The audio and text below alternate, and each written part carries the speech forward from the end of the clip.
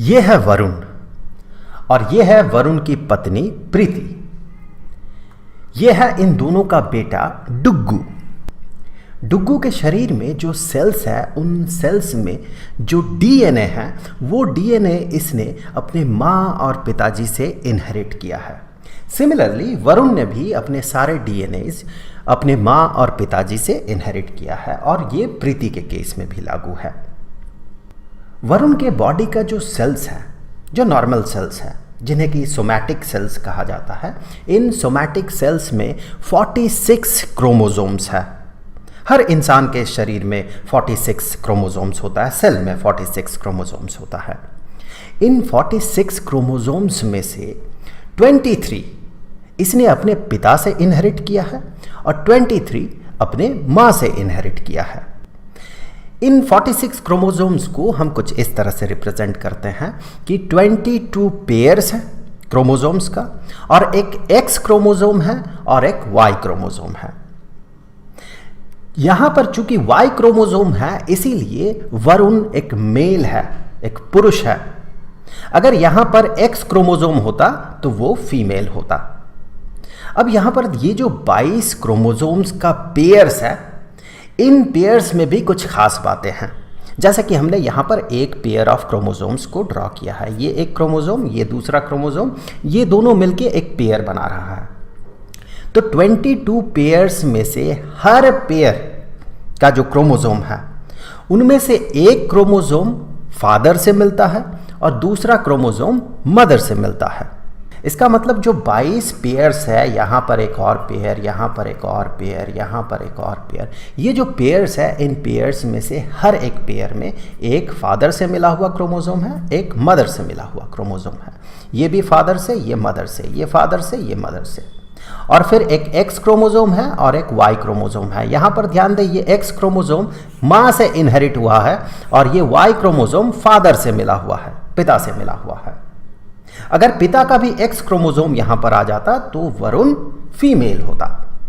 Okay, और भी कुछ इंटरेस्टिंग बातें हैं इन पेयर ऑफ क्रोमोसोम्स का। वो ये है कि इन क्रोमोसोम्स को होमोलॉगस क्रोमोसोम कहा जाता है। ऐसा क्यों कहा जाता है? क्योंकि किसी भी एक लोकेशन में अगर आप गौर करें, ये जो क्रोमोसोम है इसके एक सर्टेन लोकेशन में अगर आप गौर करें तो यहाँ पर जिस तरह का जीन होता है एग्जैक्टली उसी तरह का जीन होता है सेम दूसरे वाले क्रोमोसोम के लोकेशन में। मान ले, फॉर सिंपल एक्सप्लेनेशन मैं कुछ ऐसा कहूँगा, मान ले कि ये जीन जो है आपका आई कलर को डिसाइड करता है, वरुण के आई कलर को डिसाइड करता है, जो कि इसके फादर से मिला हुआ क्रोमोसोम है। तो ये जो सेक्शन होगा जो कि मदर से मिला हुआ क्रोमोसोम, जो कि इसी का होमोलॉगस क्रोमोसोम होगा, तो ये सेक्शन भी आई कलर को ही डिसाइड करेगा। अब इनमें से जो डोमिनेंट होगा वो उसका इफेक्ट इस इंसान में वही इफेक्ट दिखेगा। अब अगर हम प्रीति के सोमैटिक सेल्स को देखें तो यहाँ पर भी 46 क्रोमोसोम्स होगा और जिसमें से 23 फादर से इनहेरिट किया हुआ होगा और 23 मदर से इनहेरिट किया हुआ होगा। इन्हें भी हम कुछ ऐसे ही कह सकते हैं कि 22 पेयर्स ऑफ होमोलोगस क्रोमोसोम्स है और एक एक्स क्रोमोसोम फादर से मिला हुआ है और दूसरा एक्स क्रोमोसोम मदर से मिला हुआ है। यहां पर अगर फादर से मिला हुआ एक्स क्रोमोसोम के जगह अगर यहां पर वाई क्रोमोसोम आता तो प्रीति फीमेल नहीं बल्कि प्रीति मेल होती। अब आते हैं जर्म सेल पे।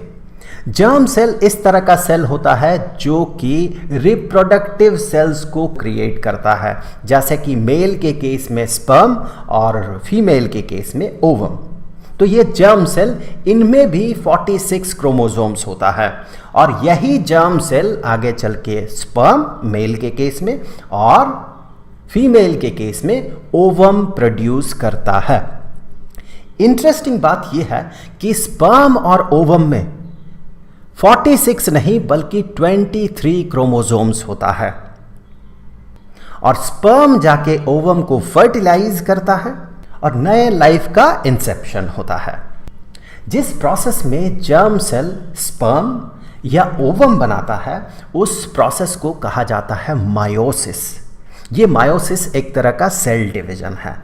आज के इस वीडियो में हम मायोसिस के बारे में जानेंगे, मायोसिस में क्या क्या होता है और किस तरह से 46 क्रोमोसोम्स 23 क्रोमोसोम्स में कन्वर्ट होता है, यही प्रोसेस हमें जानना है।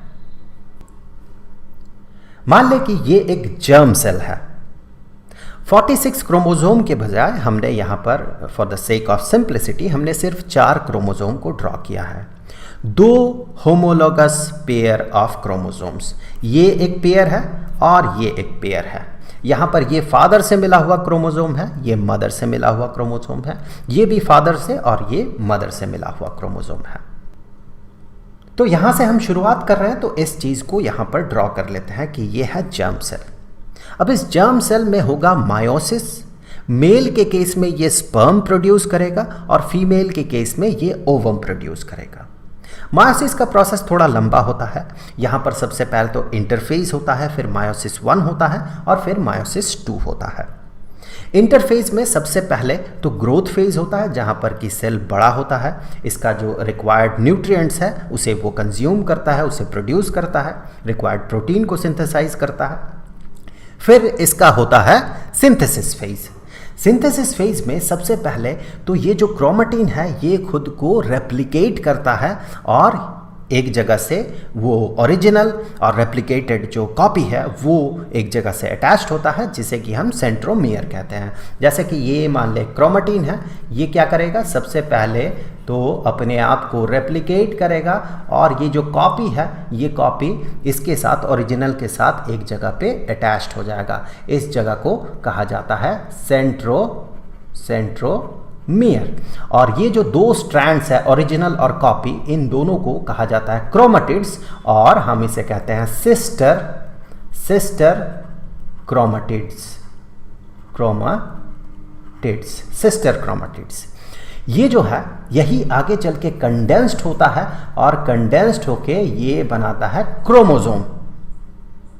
तो ये तो पहला चीज होता है सिंथेसिस फेज में। दूसरा होता यह है कि ये जो सेंट्रोजोम है, सेंट्रोजोम खुद को रेप्लिकेट करता है। तो ये 2 खास चीजें होती है इंटरफेज के सिंथेसिस सब फेज में। उस चीज को चलिए हम लोग यहां पर ड्रॉ कर लेते हैं। वैसे देखा जाए तो इंटरफेज में सबसे पहले ग्रोथ होता है, फिर ये सिंथेसिस होता है। अब आते हैं मायोसिस 1 में। यहां से सेल एंटर करता है मायोसिस के प्रोसेस में। अब क्या होता है देखिए, सबसे पहले यहां पर प्रोफेज शुरू होता है। मायोसिस 1 का प्रोफेज, जिसे कि प्रोफेज 1 कहा जाता है। प्रोफेज 1 में सबसे पहले तो ये जो न्यूक्लियर मेम्ब्रेन है, ये न्यूक्लियर मेम्ब्रेन डिसइंटीग्रेट करता है, टूटता है। फिर क्या होता है, फिर ये जो क्रोमेटिन फॉर्म में एग्जिस्ट कर रहा था, जो पेयर ऑफ क्रोमेटिड्स था, वो क्या है, वो कंडेंस करता है और क्रोमोसोम बनाता है। इस तरह से कंडेंस करके क्रोमोसोम बनाता है और साथ ही साथ जो सेंट्रोजोम है ये एक दूसरे से दूर जाने लगता है।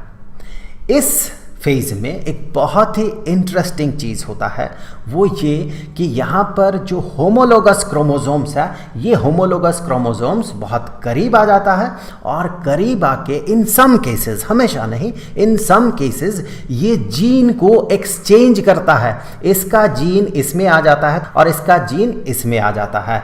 तो इसे हम होमोलोगस क्रॉस ओवर कहते हैं। कुछ इस तरह का सिचुएशन क्रिएट होता है, इसका जीन इसमें आ जाता है और इसका जीन इसमें आ जाता है, थोड़ा सा पार्ट। इसे हम क्या कहते हैं, इसे हम होमोलोगस क्रॉस ओवर कहते हैं। ये डाइवर्सिटी क्रिएट करता है। जो ऑफस्प्रिंग है, ऑफस्प्रिंग में ज्यादा डाइवर्सिटी क्रिएट करता है। तो ये प्रोफेज 1 में होता है ये सारी चीजें, जो कि मायोसिस 1 का पहला फेज है। अब देखिए आगे क्या होगा, इसके आगे शुरू होगा मेटाफेज। मेटाफेज में क्या क्या होता है देखिए, सबसे पहले तो जो न्यूक्लियर मेम्ब्रेन है ये पूरी तरह से गायब हो जाता है, जो डिसइंटीग्रेटेड न्यूक्लियर मेम्ब्रेन है। सेंट्रोजोम सेल के 2 अपोजिट एंड्स में चला जाता है और ये जो क्रोमोसोम्स है, ये क्रोमोसोम्स अपने आप को इक्वेटोरियल प्लेन में अलाइन करता है। जैसे कि मान ले ये अर्थ है, अर्थ का ये नॉर्थ पोल, ये साउथ पोल, बीच से पार हुआ जो लाइन है, इस लाइन को हम क्या कहते हैं? इस लाइन को हम कहते हैं इक्वेटर। अब ये जो प्लेन बन रहा है, इस प्लेन को इक्वेटोरियल प्लेन कहा जाता है। सिमिलरली आप यहाँ पर देखें, इसे अगर हम एक पोल माने, इसे दूसरा पोल माने, तो फिर यहाँ जो एक प्लेन बनेगा इक्वेटर, ये बनेगा इक्वेटर, और जो प्लेन बनेगा यहाँ पर उसे इक्वेटोरियल प्लेन कहा जाएगा। तो सेंट्रोसोम जो है ये सेल के दो अपोजिट साइड में चला जाता है, और जो क्रोमोसोम्स है ये क्रोमोसोम्स इक्वेटोरियल प्लेन में खुद को अलाइन करता है। और साथ ही साथ इन सेंट्रोसोम से निकलता है माइक्रोट्यूब्यूल्स। एक सेंट्रोसोम से दूसरे सेंट्रोसोम तक जा सकता है माइक्रोट्यूब्यूल, या फिर एक सेंट्रोसोम से जाके ये जो क्रोमोसोम है उस क्रोमोसोम के साथ ये अटैच हो जाता है। तो ये तो होता है मेटाफेज 1 में। अब शुरू होता है एनाफेज 1। एनाफेज 1 में क्या होता है कि ये जो माइक्रोट्यूब्यूल्स है, ये माइक्रोट्यूब्यूल्स इन क्रोमोसोम्स को सेंट्रोसोम की तरफ खींचता है। तो इस तरह से ये सेंट्रोसोम की तरफ इसे खींच रहा है। तो ध्यान रखें एक बात कि यहां पर जो क्रोमोसोम्स था ये होमोलोगस क्रोमोसोम था। तो होमोलोगस पेयर का एक क्रोमोसोम एक तरफ चला जाता है, दूसरा क्रोमोसोम दूसरे तरफ चला जाता है। जैसे कि हमने ये माना था कि ये फादर से मिला हुआ क्रोमोसोम है, ये मदर से मिला हुआ क्रोमोसोम एक दूसरे का जो होमोलोगस क्रोमोसोम है, ये मदर से मिला हुआ क्रोमोसोम है, ये फादर से मिला हुआ क्रोमोसोम है, एक दूसरे का ये होमोलोगस क्रोमोसोम्स है। तो यहाँ पर ध्यान दें कि होमोलोगस क्रोमोसोम्स का एक क्रोमोसोम, हर एक पेयर में से एक क्रोमोसोम सेल के एक साइड में जाता है, तो दूसरा क्रोमोसोम दूसरे साइड में चला जाता है। ये तो होता है एनाफेज 1 में। अब शुरू होता है टेलोफेज 1। टेलोफेज 1 में क्या होता है? सबसे पहले तो ये माइक्रोट्यूब्यूल्स जो है ये वैनिश करने लगता है, और ये क्रोमोसोम्स जो है वापस से ये खुलने लगता है और न्यूक्लियर मेम्ब्रेन अपीयर करने लगता है। ये होता है टेलोफेज 1 में। और इसी दौरान, इस मायोसिस 1 के दौरान, ये जो है इसे मायोसिस 1 कहते हैं हम, इस मायोसिस 1 के दौरान एक और चीज़ होती है, वो होता है साइटोकाइनेसिस। वो क्या होता है कि सेल में एक क्लीवेज क्रिएट होता है, और फिर वो क्लीवेज बड़ा होते जाता है, और जो साइटोप्लाज्म है ये साइटोप्लाज्म स्प्लिट कर जाता है, और इस तरह से दो नए सेल्स बनते हैं। इस प्रोसेस को साइटोकाइनेसिस कहा जाता है। वैसे देखा जाए तो साइटोकाइनेसिस टेलोफेज 1 के बाद नहीं होता है, बल्कि साइटोकाइनेसिस इस मायोसिस 1 के दौरान ही होता है। तो इसे हम अलग से एक प्रोसेस नहीं कहते हैं नॉर्मली। ये इन सारे सब फेजेस जो है, प्रोफेज, मेटाफेज, एनाफेज, टेलोफेज, इनके साथ ही साथ ये साइटोकाइनेसिस भी होते रहता है। तो इस तरह से अभी खत्म हो गया मायोसिस 1। अब इन दो सेल्स में चलिए सिर्फ एक सेल को हम यहां पर कंसीडर करते हैं। अब ये एंटर करेगा मायोसिस 2 में। वैसे दोनों का दोनों सेल मायोसिस 2 में एंटर करेगा। For the sake of simplicity हमने सिर्फ एक सेल को यहां पर कंसीडर किया। अब ये सेल एंटर करेगा मायोसिस 2 में। मायोसिस 2 में भी प्रोफेज होगा, मेटाफेज होगा, एनाफेज होगा, टेलोफेज होगा। उसे हम प्रोफेज 2, मेटाफेज 2, एनाफेज 2 और टेलोफेज 2 कहेंगे। चलिए देखते हैं मायोसिस 2 में क्या होगा। सबसे पहले होगा प्रोफेज 2। उसमें क्या होगा? सबसे पहले तो सेंट्रोसोम अपने आप को डुप्लीकेट करेगा, अपने आप का कॉपी बनाएगा, और फिर ये जो न्यूक्लियर मेम्ब्रेन है ये न्यूक्लियर मेम्ब्रेन वैनिश कर जाएगा, और साथ ही साथ ये जो क्रोमेटिड फॉर्म में था, ये पेयर ऑफ क्रोमेटिड्स था, सिस्टर क्रोमेटिड्स था, ये कंडेंस होके क्रोमोसोम बनेगा, और ये जो सेंट्रोसोम्स है ये एक दूसरे से दूर जाने लगेगा। ये होगा प्रोफेज 2 में। फिर शुरू होगा मेटाफेज 2। मेटाफेज 2 में क्या होगा? सबसे पहले तो ये जो न्यूक्लियर एनवलप है ये एनवलप गायब हो जाएगा, nuclear membrane, disintegrated nuclear membrane ये गायब हो जाएगा। जो सेंट्रोसोम्स है ये अपोजिट एंड में चला जाएगा सेल का, और जो क्रोमोसोम्स है ये अपने आप को इक्वेटोरियल प्लेन में अलाइन करेगा, और साथ ही साथ माइक्रोट्यूब्यूल्स अपीयर करेगा सेंट्रोसोम से। माइक्रोट्यूब्यूल एक सेंट्रोसोम से दूसरे सेंट्रोसोम तक जा सकता है, या फिर एक सेंट्रोसोम से क्रोमोसोम के साथ जाके ये अटैच हो सकता है। ये होता है मेटाफेज 2 में। अब ये एंटर करेगा एनाफेज 2 में। एनाफेज 2 में क्या होता है कि ये जो माइक्रोट्यूब्यूल्स है ये कॉन्ट्रैक्ट करने लगता है, ये सिकुड़ने लगता है और इस क्रोमोसोम को, जो 2 सिस्टर क्रोमेटिड से बना हुआ क्रोमोसोम है, इसे बीच से ये स्प्लिट कर देता है, बीच से ये तोड़ देता है और एक हिस्सा इस तरफ आ जाता है, दूसरा हिस्सा ऑपोजिट साइड में चला जाता है। तो कुछ ऐसा सिचुएशन बनता है। ये होता है एनाफेज 2 में। अब क्या होगा, अब यहां से ये जो माइक्रोट्यूब्यूल्स है ये वैनिश करने लगेगा, ये वैनिश कर जाएगा। ये हो रहा है टेलोफेज 2 और ये जो क्रोमोसोम्स का पार्ट है ये करीब आ जाएगा और साथ ही साथ ये खुलने लगेगा। कुछ इस तरह से ये खुलने लगेगा और क्रोमेटिन फॉर्म में आने लगेगा और साथ ही साथ ये जो न्यूक्लियर मेम्ब्रेन है ये न्यूक्लियर मेम्ब्रेन अपीयर करने लगेगा। ये होता है टेलोफेज 2 में। इसी दौरान साइटोकाइनेसिस भी होता है। साइटोकाइनेसिस में क्या होता है, जो साइटोप्लाज्म है ये साइटोप्लाज्म 2 हिस्से में टूट जाता है और एक सेल 2 डिस्टिंक्ट सेल्स में कन्वर्ट हो जाता है।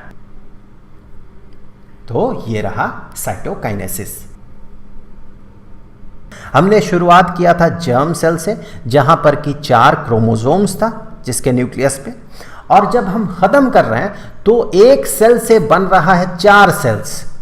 4 सेल्स क्यों, हमें तो यहां पर 2 दिख रहा है, 4 क्यों? क्योंकि यहां पर जब साइटोकाइनेसिस हो गया था, जब मायोसिस 1 कंप्लीट हो गया था तो हमें 2 सेल्स मिला था। उसमें से सिर्फ एक सेल को हमने कंसीडर किया जो कि 2 पार्ट में टूट गया है, तो ये भी 2 पार्ट में टूटेगा। तो आप देखें, एक सेल से, एक जर्म सेल से 4 सेल्स बन रहा है, 4 डॉटर सेल्स बन रहा है मायोसिस कंप्लीट होने के बाद। ये तो पहली चीज है कि एक सेल जो है ये 4 सेल्स प्रोड्यूस करता है। दूसरा चीज ये है कि आप अगर नंबर ऑफ क्रोमोसोम्स को देखें तो जर्म सेल में 4 क्रोमोसोम्स है, हमने 46 के बजाय 4 कंसीडर किया था। अब देखें, जैसे ही मायोसिस खत्म हो गया वैसे ही हर एक डॉटर सेल में 2-2 क्रोमोसोम्स है। देखिए, क्रोमोसोम का नंबर जो है ये आधा हो गया।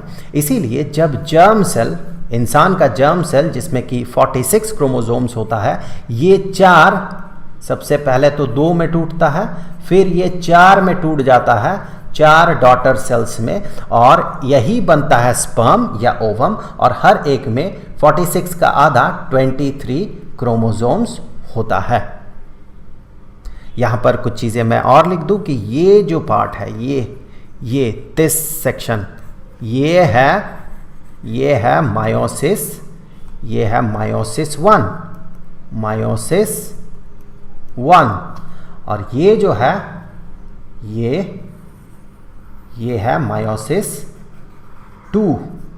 This is meiosis 2।